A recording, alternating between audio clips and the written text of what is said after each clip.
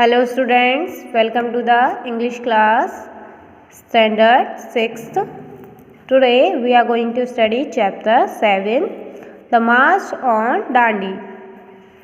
In this previous class we studied that Gandhi ji Gandhi ji movement. ठीक है, तो गांधी जी ने एक मूवमेंट चलाया था. हमने उसके बारे में पढ़ा कि जो गांधी जी थे उन्होंने क्या है, हमारे इंडिया में क्या हुआ था, ब्रिटिश लोगों ने सॉल्ट पर क्या कर दिया था, अपना कंट्रोल कर लिया था.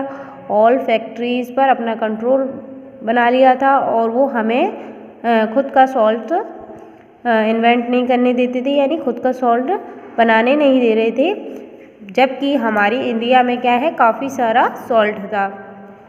तो गांधी जी ने इस अनजस्ट थिंग के अगेंस्ट मूवमेंट किया. तो हमने देखा कि जो गांधी जी हैं उन्होंने क्या है, लॉर्ड इरविन को लेटर लिखा था इसके बारे में कि वो ये जो लॉ सॉल्ट है उसको हटवा दें, ये वरना वो इस लॉ को तोड़ देंगे. तो जो इरविन थे उन्होंने गांधी जी की डिमांड एक्सेप्ट करने से मना कर दिया. फिर गांधी जी ने कुछ लोगों के साथ साबरमती आश्रम से अपना जो प्लान था उसको स्टार्ट किया, क्योंकि उन्हें पता था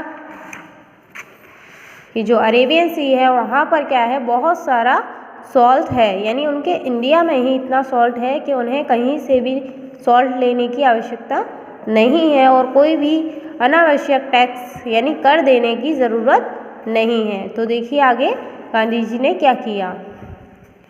on 12 March 1930 everyone at Sabarmati आश्रम वॉक अप अर्ली.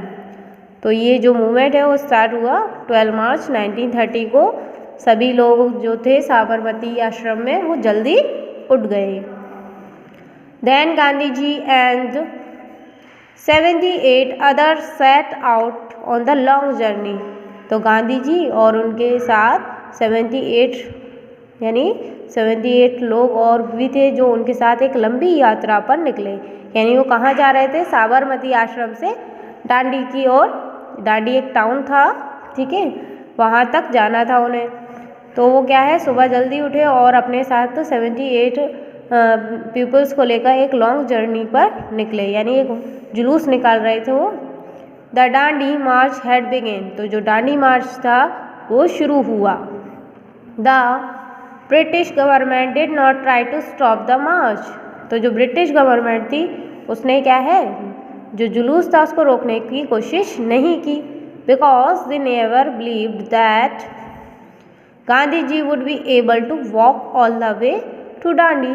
क्योंकि उन लोगों को क्या लगता था कि गांधी जी क्या है, डांडी जो टाउन है वहाँ तक नहीं पहुँच पाएंगे, यानी वो काफ़ी दूर था और पैदल यात्रा करना कठिन था. इसलिए उन्हें क्या लगा कि गांधी जी तो क्या है, ओल्ड एज्ड हैं, तो वो क्या है वहाँ तक नहीं पहुँच पाएंगे. इसलिए उन्होंने इस मार्च को रोकने की कोशिश भी नहीं की.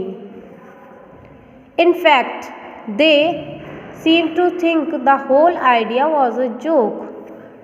और क्या है, वो क्या सोचते थे कि जो गांधी जी ने जो आइडिया विचार दिया है वो क्या एक मजाक है, यानी उन लोगों को एक मजाक सा लगता था कि गांधी जी ये तो कर ही नहीं पाएंगे. Some Indians laughs at Gandhi ji too. और कुछ इंडियंस भी थे, यानी कुछ भारतीय भी ऐसे लोग थे जो गांधी जी पर हंसते थे. But Gandhi ji did not care. लेकिन गांधी जी थे उन्होंने कोई इसकी परवाह नहीं की, यानी किसी बात की परवाह नहीं की. He and his followers just keep marching. वो और उनके जो फॉलोअर्स थे वो लगातार जुलूस निकालते रहे, आगे बढ़ते रहे. Gandhi ji was 61 year old but he walk very fast. Gandhi ji उस समय कितने वर्ष के थे, 61 ईयर ओल्ड थे, लेकिन उसके बावजूद भी वो बहुत तेज़ चलते थे.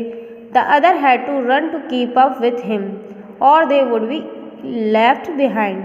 तो जो अन्य लोग थे उनको क्या है, इतनी तेज़ चलते थे गांधी जी कि अन्य लोग थे उनको क्या है, उनके साथ चलने के लिए भागना पड़ता था या फिर वो लोग पीछे रह जाते थे गांधी जी से, यानी इतनी एज में भी वो इतनी फास्ट वॉक करते थे.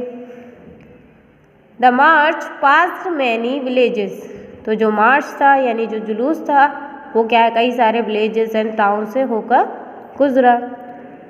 The people in these villages and towns greeted Gandhi ji and his followers with great excitement, तो जो लोग थे उस गांव के और उन नगरों के जहाँ से वो गुजर रहे थे, वहाँ के लोग उनका क्या करते थे, नमस्कार करते थे गांधी जी को।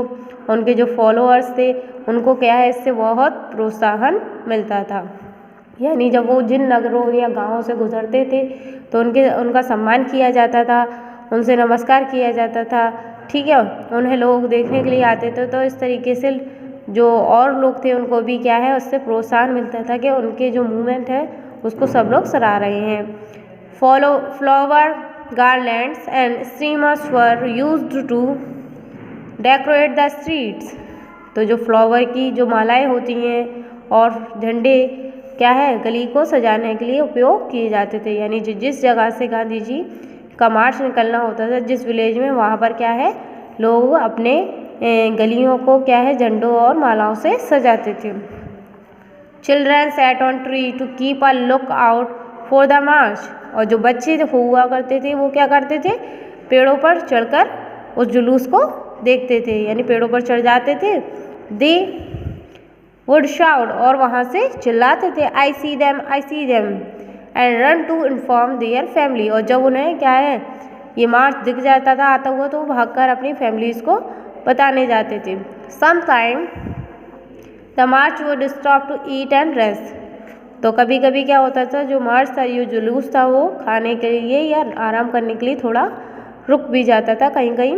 Newspaper and radio reporters were moved by the Dandi march, तो जो न्यूज़पेपर अखबार थे वो रिपोर्टर्स वगैरह जो भी थे वो क्या है, डांडी मार्च पर नज़र बनाए हुए थे, यानी उनके साथ थे। They kept the people of India informed about the progress of this historical march, क्योंकि जो रिपोर्टर्स और जो न्यूज़पेपर वाले होते हैं वो क्या कर रहे थे, इंडिया के जो जितने भी लोग हैं उनको ये सूचना दे रहे थे कि जो ऐतिहासिक जो जुलूस है वो किस प्रगति पर है, यानी कहाँ तक पहुँच चुका है, यानी कितना सक्सेस हो रहा है। The March reached Dandi almost 1 month later, तो क्या हुआ, जो मार्च था वो क्या है, 1 महीने बाद डांडी तक पहुंच ही गया लगभग, ठीक है।